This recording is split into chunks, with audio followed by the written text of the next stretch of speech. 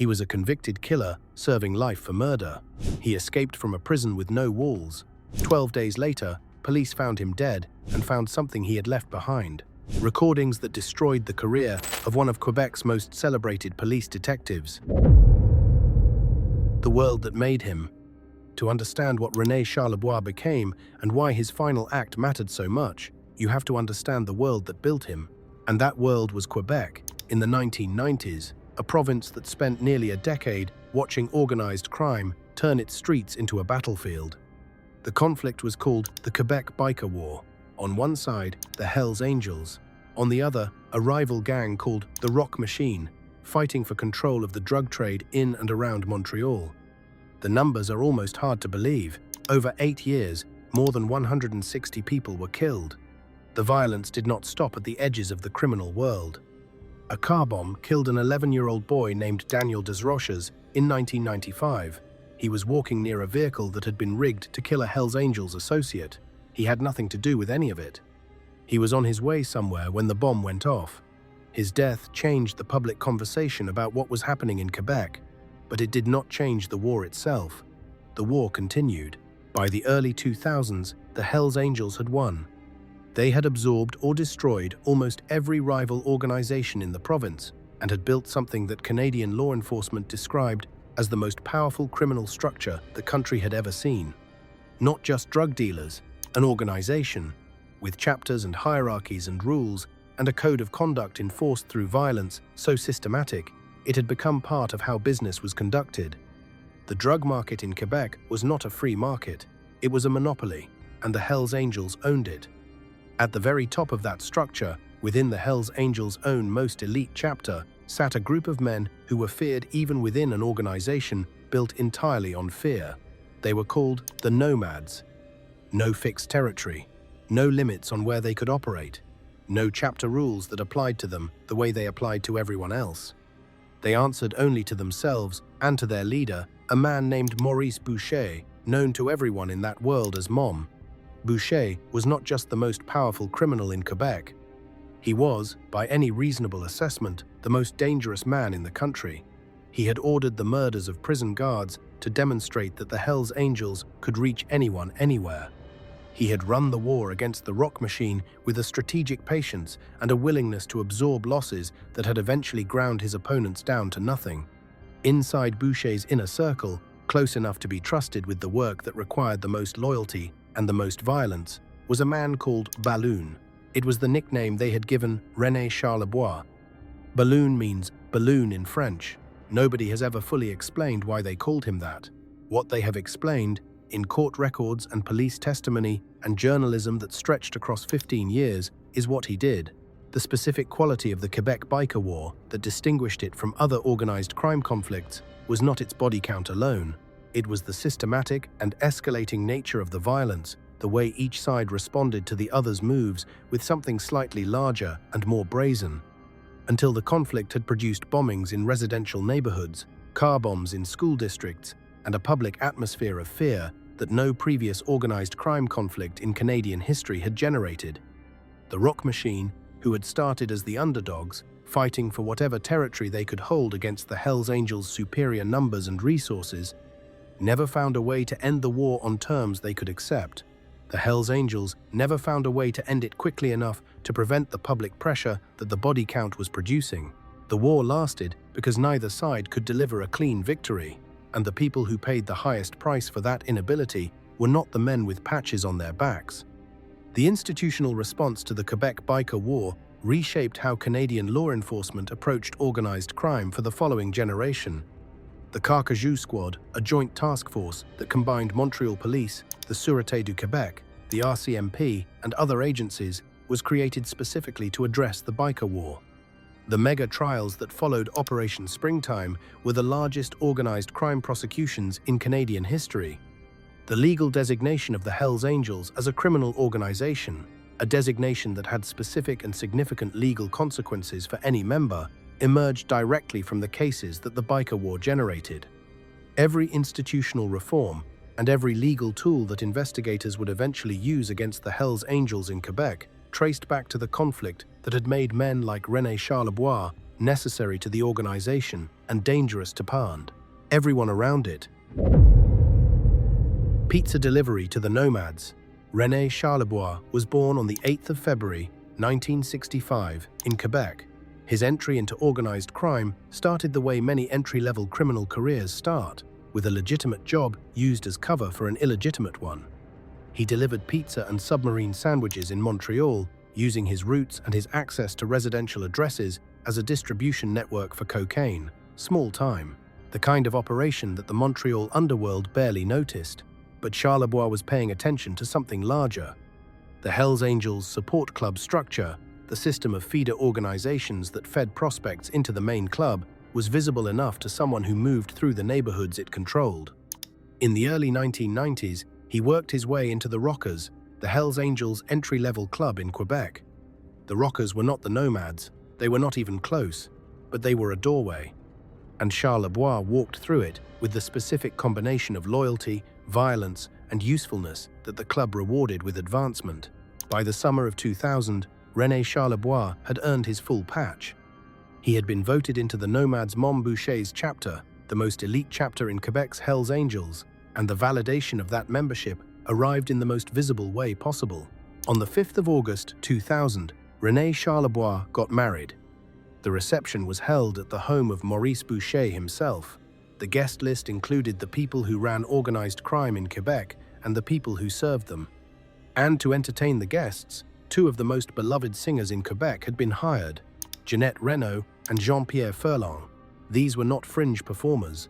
They were cultural icons, beloved by generations of Quebecers, the kind of artists whose presence at an event communicated that the event itself had arrived at a level of legitimacy and wealth that nothing else could signal as clearly.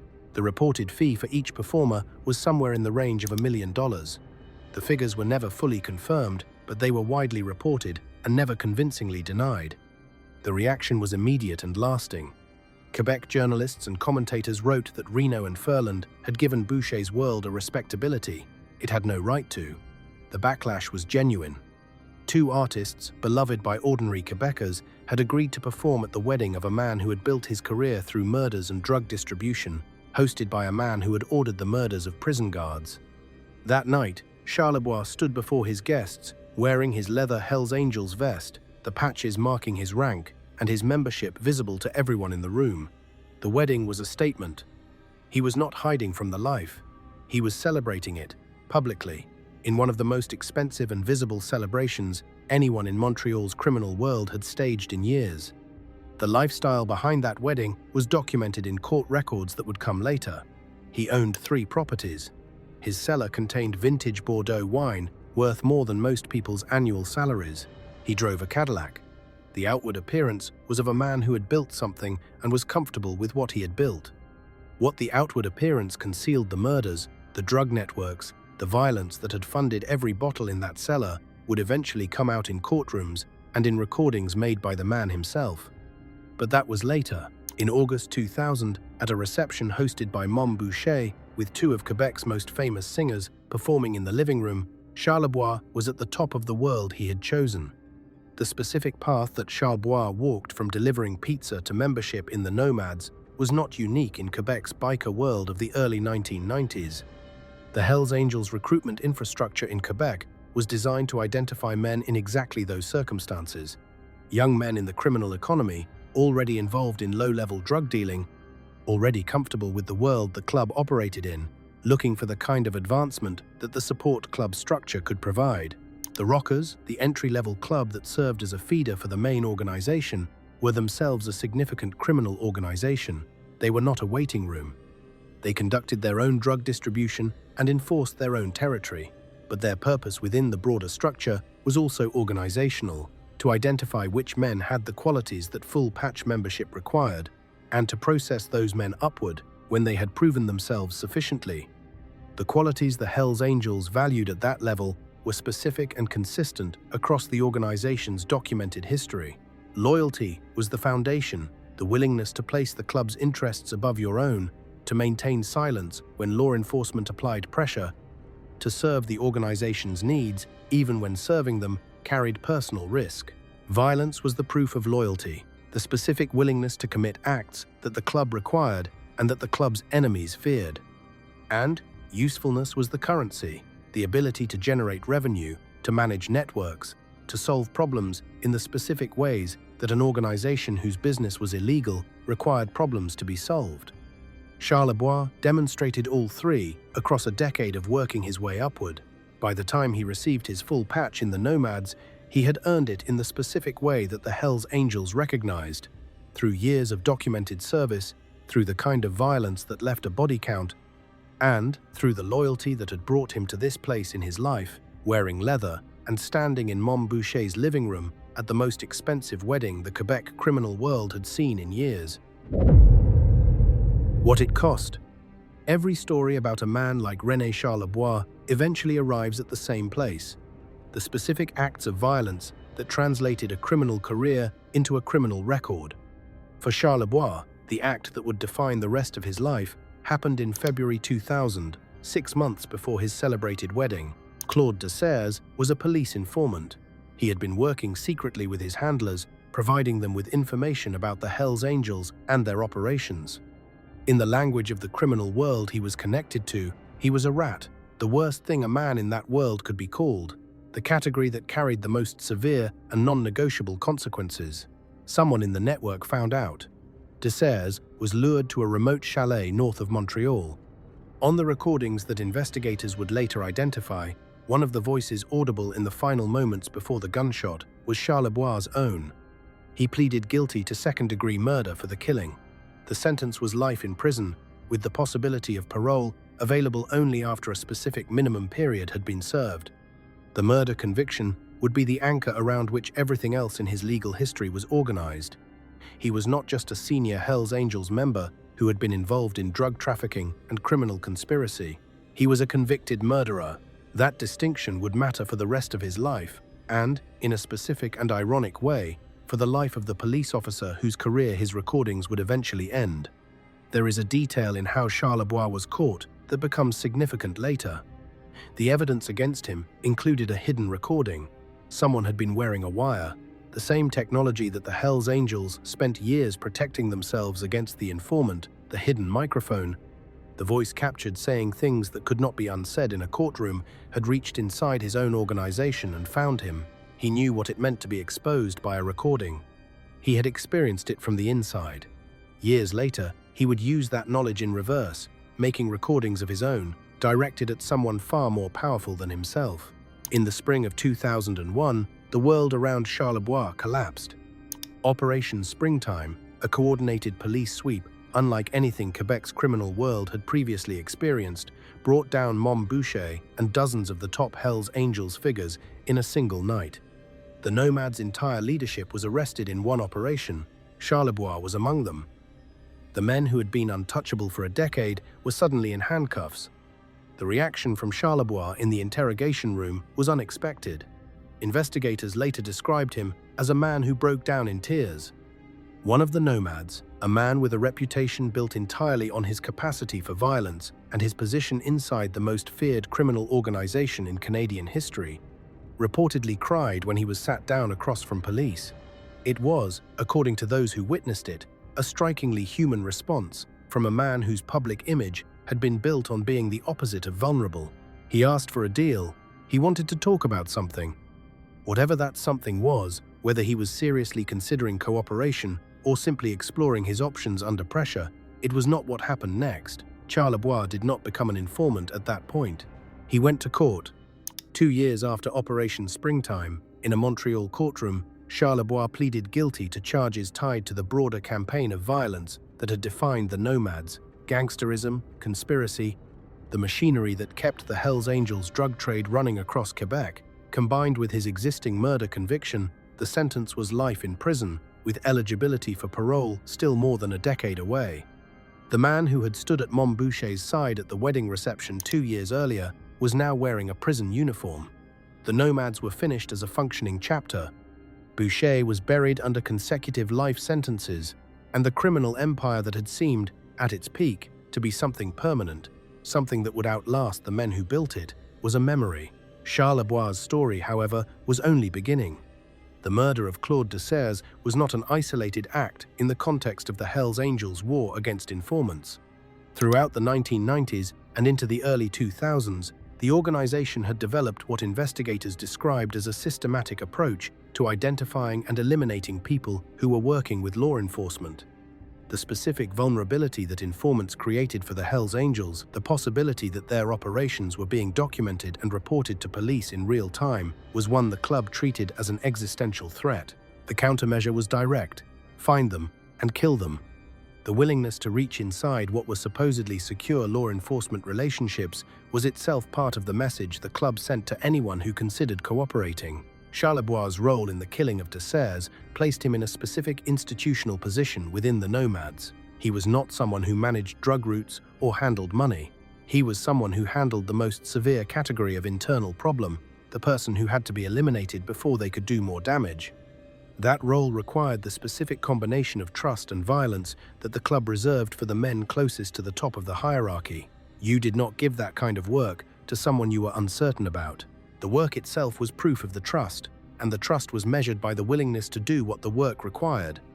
When Operation Springtime swept up the Nomads' leadership in 2001, the reaction from Charlebois in the interrogation room added another dimension to the picture of who he actually was underneath the reputation. The tears, the request for a deal, the crack in the performance of invulnerability, all of it suggested that the man who had done the most serious work for the Nomads was also capable of a human response to the specific kind of pressure that a life sentence creates. He ultimately did not cooperate in 2001, but the crack had appeared, and cracks, in the specific way that organizations built on absolute loyalty treat them, never fully close. The model inmate and the detective. Nearly a decade passed, 10 years in the Canadian federal prison system, and something happened to Renee Charabois during those years that no one who had known him on the outside could easily have predicted. He became a model inmate. Not just tolerable, not just manageable, a model inmate by the specific standards that the Canadian correctional system uses to measure institutional behavior. No violent incidents, no disciplinary problems, clean conduct that could be documented and evaluated and measured against the criteria that determine security classification. Year by year, his classification came down. He moved from maximum security to medium security, to, eventually, a minimum security institution called Monte Saint-François in Laval, Quebec, a facility that would become significant for reasons that had nothing to do with Charlebois' ability to keep his conduct record clean. Monte Saint-François was the kind of minimum security facility that the Canadian correctional system uses for inmates who have been assessed as low risk. No walls, no fences, no armed perimeter. The assumption built into the facility's design was that the men held there had demonstrated through years of institutional behavior that they were not the kind of men who ran. Renee Charabois, former Nomad, former close associate of Mom Boucher, convicted murderer serving a life sentence for killing a police informant, was now living in a building with no walls. That was the first strange thing. The second strange thing was the visitor who started coming to see him. Benoit Roberge was one of the most respected biker gang investigators in the history of Quebec's police forces. He had spent his career building expertise in the specific world that Charlebois had inhabited: the Hells Angels, their support clubs, their drug networks, their internal codes, and their external operations. He had handled sources inside the organization. He had testified as an expert witness in the mega trials that had followed Operation Springtime. He had been part of the legal cases that had resulted in the Hells Angels being officially declared a criminal organization in Canada, the first time that designation had been applied to any organization in the country's history.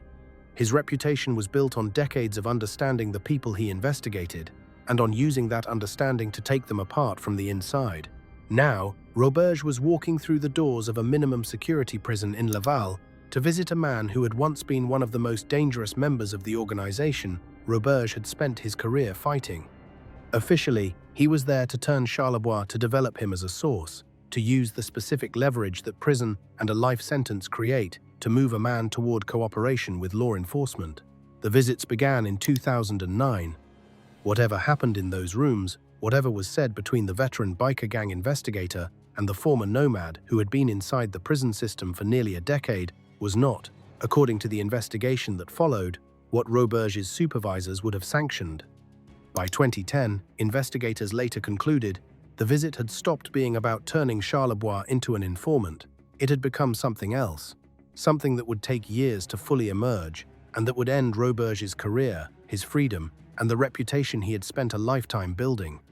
The institutional logic that produced Charlebois' placement at Monte-Saint-François, the minimum security facility with no walls, is worth examining carefully, because it reveals something important about how the Canadian correctional system handles men like him, and about the specific gap between what a security classification measures and what a man actually is. Security classification in the Canadian federal system is built around specific, measurable criteria: behavior within the institution, history of violent incidents, demonstrated compliance with institutional rules, psychological assessments, participation in programming. A man who checks the right boxes across enough years can have his classification reduced regardless of what he did to earn his original sentence. The system is designed this way deliberately. It creates incentives for good behavior, it makes the prison safer to manage, and it provides a pathway that encourages long-term inmates to invest in the institution rather than against it. What the system cannot fully account for is the specific that a man like Charlebois brings to the process.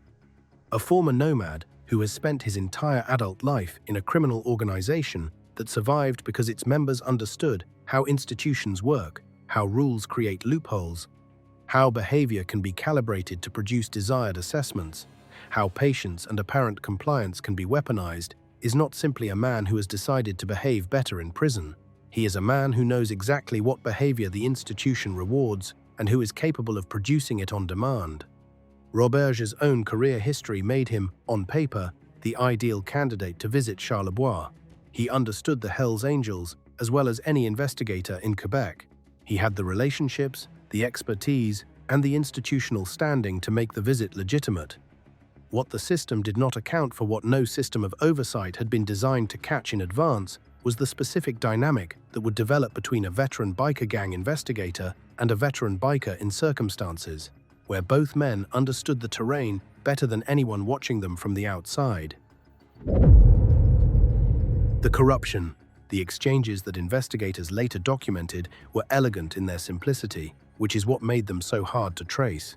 Roberge would leave his car parked in a specific location, with the doors unlocked. By the time he returned, an envelope of cash would be waiting on the back seat. No meeting, no phone call that could be recorded at the time. Just cash appearing on schedule in an unlocked car, delivered by intermediaries who kept both parties at arm's length.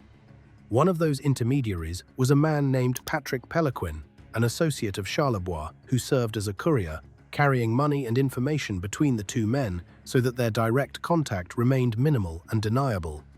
The system was designed by men who understood surveillance, who knew what investigators looked for when they were building a corruption case, and who had built their operational security around avoiding exactly the kind of evidence that would eventually bring them down.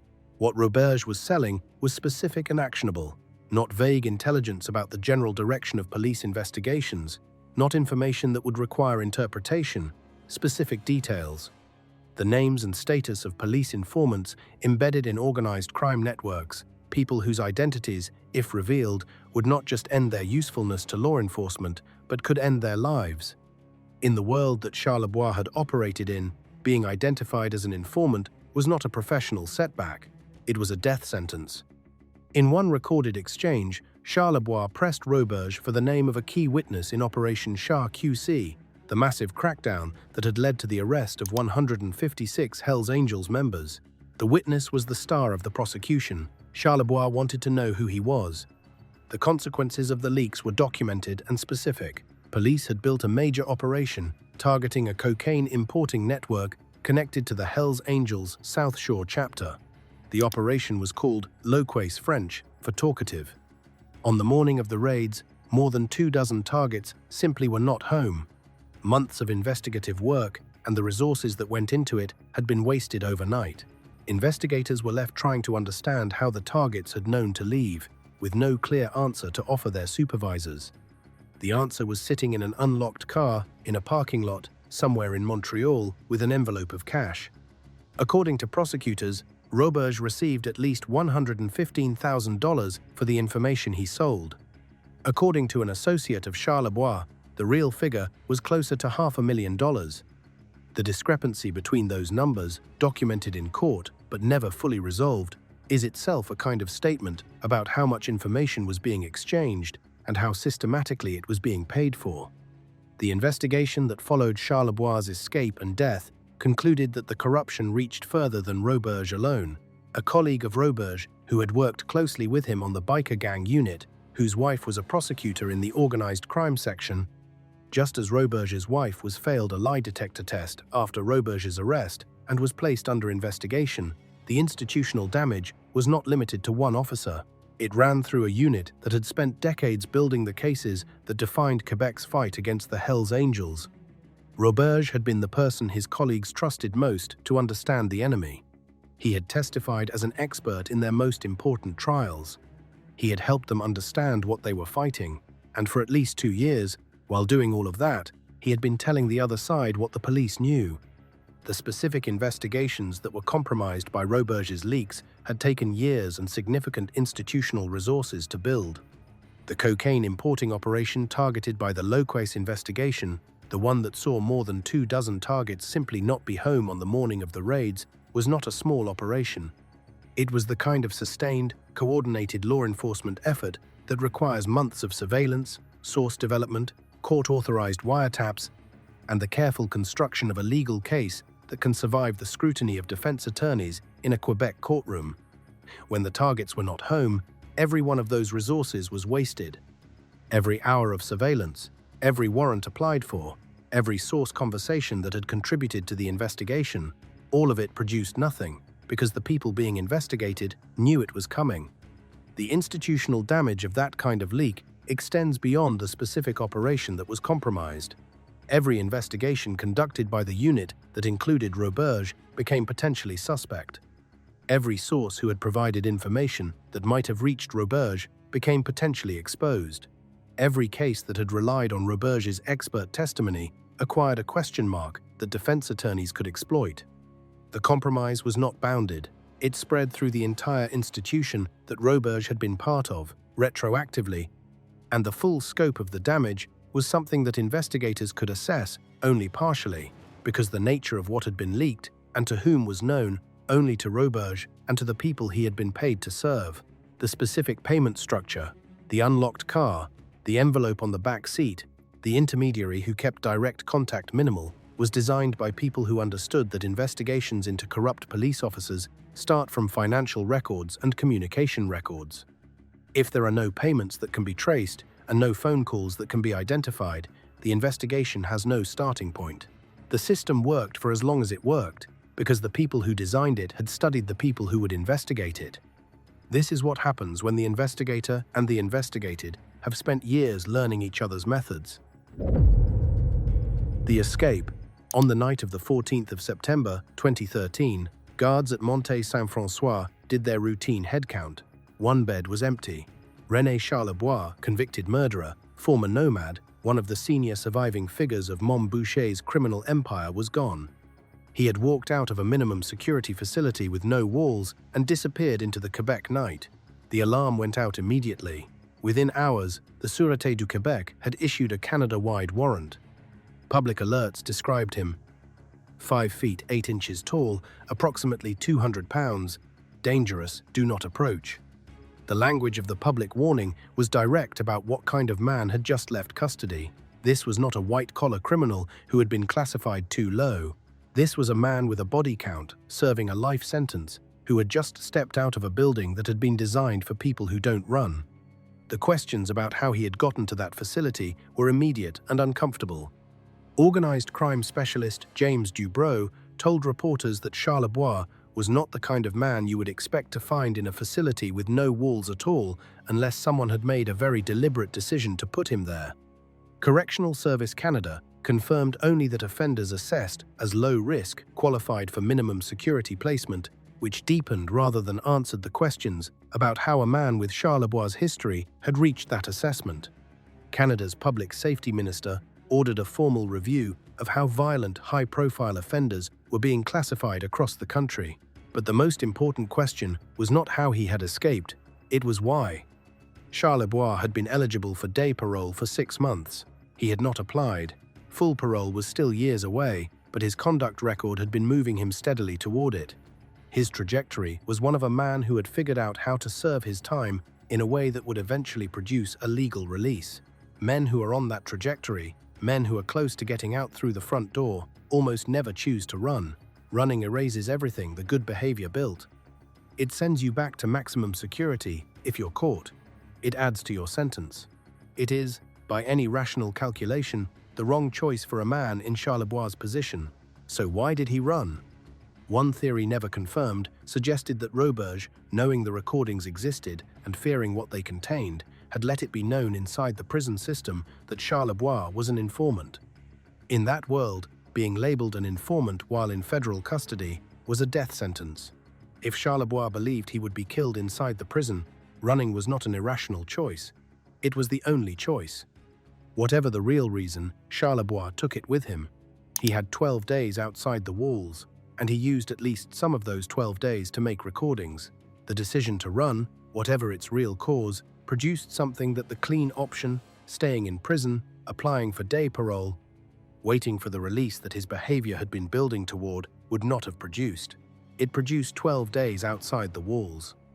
12 days during which Charlebois was technically the most wanted man in Quebec, but practically invisible, moving through a province he had spent 30 years learning. And 12 days during which he made recordings. The correctional system's response to the escape was institutional and predictable. Reviews were announced, classifications were examined. Canada's public safety minister ordered a formal assessment of how violent, high-profile offenders were being placed across the country. The question of how a man with Charlebois' history had reached minimum security was raised in Ottawa and examined publicly in ways that the correctional system clearly found uncomfortable. The answers that emerged were technically defensible. His conduct record justified the classification under the criteria the system applied, but the gap between what the system measured and what the man was remained visible to everyone who looked at it. What the correctional system's post-escape review could not account for was the possibility that the escape had been deliberate in a specific and unusual way, not a flight from consequences, but a deliberate creation of conditions in which something specific could be accomplished. A man who runs from a minimum security prison typically has a destination in mind, somewhere he plans to go, someone he plans to be with, a life he plans to resume. Charlebois' 12 days produced a video testament and 10 audio recordings. That does not look like a man who escaped with a plan for what came next. It looks like a man who escaped with a plan for what he intended to leave behind. 12 days and a video. For 12 days, René Charlebois was Quebec's most wanted man. He had gone somewhere that police could not find, using the specific knowledge of the province and its geography that a man who had spent decades inside its criminal networks inevitably accumulates. He knew places. He knew people. He knew how to move without being seen. On the 26th of September, 2013, provincial police tracked him to a chalet on a small island near Île aux Fantômes in the Sorel area southeast of Montreal. The chalet had history of its own. It had once belonged to Germain Guevremont, one of Quebec's most celebrated novelists, the author of works that were taught in schools and studied in universities. It was a quiet, literary place, tucked away by the water, a long way from the Montreal drug networks and the Nomads church meetings that had defined Charlebois' world. Police arrived after 1 in the morning, executing an arrest warrant, expecting to take him back into custody. They were met with gunfire. René Charlebois was found dead inside the chalet. His death was ruled a suicide. When investigators searched the chalet, they found what he had left behind: 10 audio recordings, 1 video, nearly 2 hours long. At the start of that video, Charlebois tells whoever will eventually watch it that by the time they find these tapes, he will already be dead. He knew exactly what he was creating and exactly what would happen to it. He had made an evidence package, not a confession in the ordinary sense, a deliberate final act designed to produce a specific outcome in a world he was leaving. What the recordings contained was meticulous. Charlebois documented the payments, the amounts, the timing, the specific method, the unlocked car. the envelope on the back seat. He named the investigations that had been compromised. He described what had been sold and what had been paid for it. In one exchange that investigators later described, Charlebois can be heard explaining to Roberge how the next payment would work. "Leave the car unlocked. We'll put the money on the back seat. You'll pick it up later." The voice on the other end of that exchange belonged to a man who had spent his career testifying against the Hells Angels. The recordings contained something else, something that complicated the picture of Charlebois as purely an instrument of betrayal.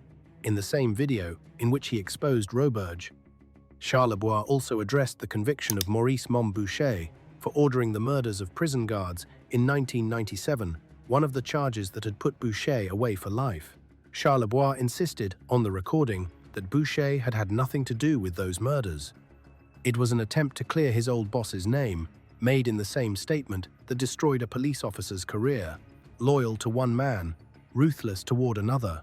The contradiction at the center of Charlebois' final act is one of the things that makes it genuinely difficult to reduce to a simple story.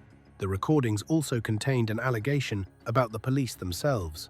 Charlebois claimed on the tape that Roberge had told him that police had falsified reports in Operation Char-Queec-C, the major operation that had produced 156 Hells Angels arrests.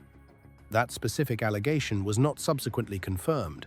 In separate evidence, Roberge was actually recorded contradicting the claim, saying the police had not changed their reports. But the allegation was part of what Charlebois had laid out in his final statement about the justice system and its vulnerabilities. He had described his final video as a declaration that the justice system was corrupt. Whatever the mix of motives, exposure, self-justification, loyalty, revenge, the recording was a weapon. And by the time it was found, Charlebois was in no position to be questioned about why he had built it. The choice of location added its own layer to the story. Île aux Fantômes Ghost Island is a place with a name that sounds invented, but isn't. The chalet on the riverbank, once belonging to a celebrated novelist, was the kind of place that a man who had spent his life in the specific geography of Quebec's underworld would have known about and would have remembered as a location where someone could be temporarily invisible. Not invisible indefinitely. Nothing in Quebec was invisible indefinitely from a man on a Canada-wide warrant, with every police agency in the province looking for him, but invisible long enough. The recordings Charlebois made in those 12 days covered multiple dimensions of what he wanted to say. The Roberge corruption was the most legally significant. The defense of Montboucher was the most personally revealing. The allegation about falsified police reports was the most inflammatory, and also the one that the subsequent investigation most actively contradicted. Together, they constituted something unusual, a dying statement from a man who was not dying of natural causes, who was making choices about what record he would leave and what his ending would mean. The fact that Charlebois told investigators on the recording that he would already be dead by the time they found it raises a question that no subsequent investigation has cleanly answered. Did he plan to die from the beginning of those 12 days, or did the arrival of police at the chalet in the early hours of September 26th produce a decision made in the moment? The answer matters for understanding what the escape was actually for. If he planned to die, the 12 days were a production period for evidence he intended to leave. If the death was a response to the police arrival, the escape may have been a genuine attempt to survive that simply ran out of options. The recordings are the same either way, but the man who made them is a different man, depending on which version is true. The trap. The recordings did not go directly to police. They went through a different channel first, and the route they took revealed something about how the world Charlebois had inhabited actually operated. Patrick Péloquin, the associate who had been acting as a courier between Charlebois and Roberge, carrying money and information back and forth so the two men barely had to meet, reached out to Roberge after Charlebois' death. He had the recordings, he knew what they contained, and he offered to sell them back to Roberge for $50,000. This was a trap. Whether Péloquin was cooperating with investigators from the beginning, or whether he made a decision to go to them after making contact with Roberge, is not entirely clear from the public record. What is clear is that Quebec's provincial police, the Sûreté du Québec, were coordinating with Péloquin when he made the approach. Roberge, who had spent his career understanding how the Hells Angels operated, and how they built cases against the people they needed to silence, walked into the trap anyway. He agreed to pay. He showed up on the 5th of October 2013 at a parking lot on Montreal's South Shore to buy back the recordings that would end his career. He was arrested while in the company of a member of the Hells Angels. The specific visual of that arrest, the former biker gang investigator taken into custody while physically alongside a member of the organization he had been paid to destroy, was the kind of image that travels through a police force and through a justice system and does not leave. He was charged with 2 counts of gangsterism, 1 count of obstruction of justice, and 1 count of breach of trust. Montreal's police chief, Marc Parent, told the press that his department was appalled. "We feel betrayed," he said, for the officers who had worked alongside Roberge for years, who had sat across from him in briefings, who had relied on his expertise in trials, who had trusted his analysis of the people they were investigating. The news, in his words, landed like a ton of bricks. The provincial police investigation that followed expanded the picture further. Investigators concluded that Roberge had probably known the walls were closing in on him more than 2 weeks before his arrest. He had continued anyway.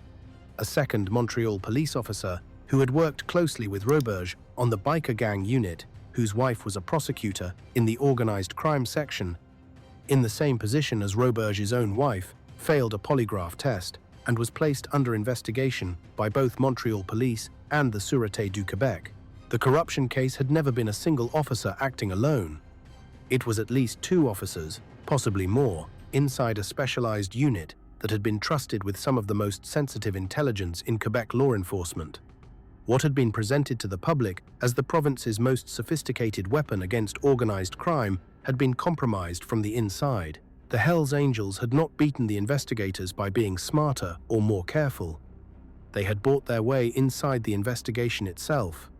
The specific moment when Patrick Péloquin reached out to Roberge with the offer to sell back the recordings was the moment that transformed Charlebois' posthumous evidence into an active criminal case. Up until that point, investigators had the recordings and knew what they contained, but transforming recordings into an arrest required a specific kind of evidence of ongoing criminal conduct that could support the charges they intended to bring. Péloquin's approach to Roberge, made in coordination with the Sûreté du Québec, provided exactly that. The irony of Roberge's decision to appear at the South Shore parking lot to buy back the recordings is significant. He was a man who had spent his career understanding how law enforcement built cases against organized crime figures. He had testified in court about exactly the kind of operational techniques that were now being used against him. He had explained to juries how the police built traps, how informants were used, how money exchanges were documented as evidence. None of that knowledge prevented him from showing up in a parking lot with $50,000 to buy tapes that would have ended his career and his freedom. The explanation that Roberge's defense lawyer offered, that Roberge had been threatened and had made a single bad decision that then escalated beyond what he could control, does not fully account for the sustained and emphasis of secondary, systematic nature of what the evidence showed. 2 years of payments, specific pieces of information sold for specific amounts, a system of intermediaries and dead drops that had been maintained with the kind of care that sustained criminal operations require. Whatever the initial trigger, the conduct it produced was not a single bad decision. It was a sustained corruption that had required active management over an extended period, and it had ended because a dead man had recorded it and left it in a place where someone else would find it. The guilty plea and what it revealed. In March 2014, Benoit Roberge stood in a Montreal courtroom and pleaded guilty. He apologized in tears. His defense lawyer read into the record an explanation that Roberge himself offered. He claimed that a member of the Hells Angels had threatened his family, that a phone call from Renee Charabois had made clear that Roberge's relatives would be harmed if he did not cooperate. He said he had made a quick decision under pressure and had taken the wrong path, and that from then on, things had simply continued. It's his only occasion to express the degree of regret that he had for doing what he did, Roberge's lawyer said in court. The prosecution presented a different framework. Whatever the initial trigger threat, opportunity, or some combination of both, Roberge had accepted money for specific information over an extended period. $115,000 was the figure in the agreed statement of facts. The real total, according to an associate of Charlebois, was closer to $500,000. The information he sold had ended active investigations. It had potentially compromised the safety of people who were working undercover. The sentence was 8 years. Correctional Service Canada had already, in the aftermath of Charlebois's escape, reviewed how maximum security offenders were being classified and moved through the prison system. Montreal police had launched an internal review specifically to assess who else in the biker gang unit might have been compromised, and had begun rotating intelligence officers more frequently to reduce the vulnerability that long-term relationships with criminal sources created. 2 years before Roberge's case became public, another veteran Montreal detective named Ian Davidson had died by suicide while under investigation for allegedly selling the identities of police informants to the mafia. Roberge's case confirmed what Davidson's had suggested, that Quebec's organized crime investigators were not just fighting the Hells Angels from the outside. In at least 2 documented cases, the Hells Angels had successfully recruited officers from the inside. The institution meant to defeat them had been penetrated by them in the specific way that a corrupt relationship always penetrates an institution. One relationship at a time, one envelope of cash at a time, until the damage was so embedded that it took a dead man's recordings to bring any of it to light. The 8-year sentence that Roberge received was the judicial system's specific assessment of what his crimes were worth. For context, Charlebois had served a life sentence for murder. The police officer who had been paid to feed information to the organization that Charlebois served received 8 years. The comparison was not lost on observers, though the legal system's accounting for crimes of different categories makes direct numerical comparison complicated. What the sentence and the plea together revealed was the specific vulnerability that the relationship between police and their criminal sources creates. An investigator who develops expertise in a particular criminal world, who spends years cultivating relationships, building understanding, becoming known and trusted by the people he investigates, accumulates something that cannot be fully accounted for in any formal review process. He accumulates debt. Not financial debt, but the specific social and psychological debt that comes from years of asking people to trust you, years of learning their world from the inside, years of understanding what matters to them and what they fear.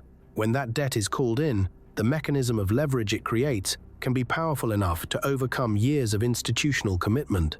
The broader institutional reforms that followed Roberge's case, the rotation of intelligence officers, the internal reviews, the formal assessment of how biker gang units were managed, addressed the structural vulnerabilities that his case had exposed.